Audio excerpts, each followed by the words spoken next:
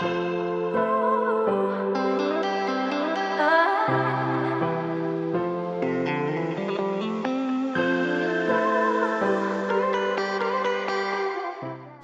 c'est vrai que la santé mentale dans son ensemble, c'est quelque chose qui est encore très stigmatisé en France. Et les gens font souvent l'amalgame entre la santé mentale et la maladie mentale.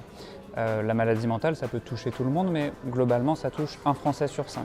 Ça va de l'état d'anxiété qu'on peut tous ressentir à une maladie sévère comme la schizophrénie ou un trouble de l'humeur bipolaire. Mais ça ne concerne que 20% de la population. Par contre, on n'a pas tous une maladie mentale, mais on a tous une santé mentale. On a tous une santé physique, mais on a tous également une santé mentale. Et c'est ce concept dont il faudrait que les Français s'emparent davantage dans le futur. On est un peu en retard par rapport aux anglo-saxons qui ont beaucoup plus de facilité à s'exprimer sur ce genre de sujet. Nous, les Français, on manque un peu de life skills, de compétences psychosociales qui nous permettent notamment de reconnaître ses émotions, de savoir comment gérer son environnement, ses habitudes de vie, son hygiène de vie, son sommeil, son rapport à des produits qui pourraient être addictifs, etc. etc. Donc tout ça, tous ces concepts ils sont englobés dans la santé mentale et c'est quelque chose qu'on peut tous améliorer, même si on n'a pas une maladie mentale en particulier.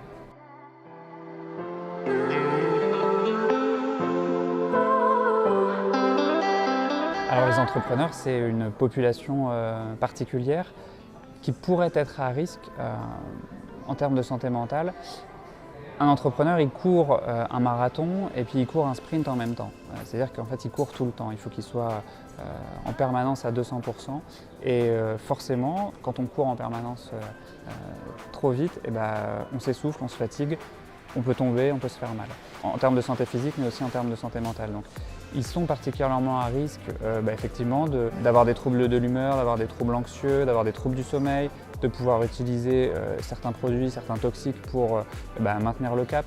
Moi je suis également entrepreneur, donc je parle de ce que je vois, de mon entourage. Et c'est vrai qu'il faut être particulièrement vigilant avec les entrepreneurs, de garder une balance, un équilibre pour continuer d'avancer et puis pour pouvoir produire ce qu'on a envie de produire en tant qu'entrepreneur. Parce que c'est ça aussi ce qui définit un entrepreneur, c'est cette volonté de changer un peu le monde. Mais pour changer le monde, il faut aussi accepter qu'on n'est pas des machines, on n'est pas des robots et qu'il faut aussi s'écouter, respecter son physique et son mental pour continuer d'avancer.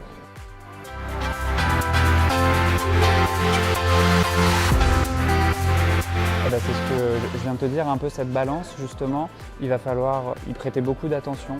Ça veut dire avoir un bon mix entre le travail, la famille, les sorties. Tout ça, il va falloir le balancer correctement. C'est important de ne pas être tout seul non plus, même si on a souvent l'impression que quand on est entrepreneur ou freelance, on est tout seul. Non, peut-être qu'on bâtit son projet tout seul, mais c'est important d'avoir un mentor, des amis, de la famille qui sont là aussi pour nous refléter, nous aider à prendre un peu de recul sur la situation, même de la hauteur sur la situation. Ça permet de rééquilibrer un peu plus les choses justement.